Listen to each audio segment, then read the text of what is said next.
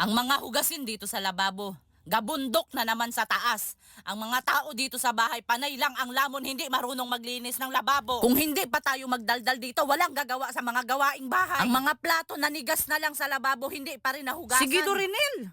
Gawin mong panghugas ng kamay ang panghugas sa plato. Tapos gagamitin nyo na namang katwiran sa akin na kaya kayo hindi naghuhugas ng plato. Kayo wala ng sabon panghugas sa plato. Yang mga plato, baso na yan, sinasabi ninyo bago nyo iligpit, patutuyuin nyo muna, patutuluin nyo.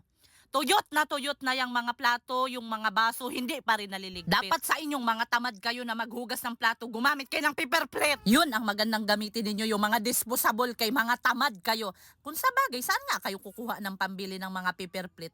Gumamit na lang kayo ng dahon sa saging. Yung lagayan ng plato, sobrang dilaw na hindi nyo man lang mahugasan. Magaling lang kayo magsipagtambak ng mga plato, baso, hindi nyo tinitignan yung lagayan na napakarumi na. Sarap na sarap kayo sa pagkain ninyo, hindi nyo naiisip yung mga pinaglalagyan ng mga pagkainan.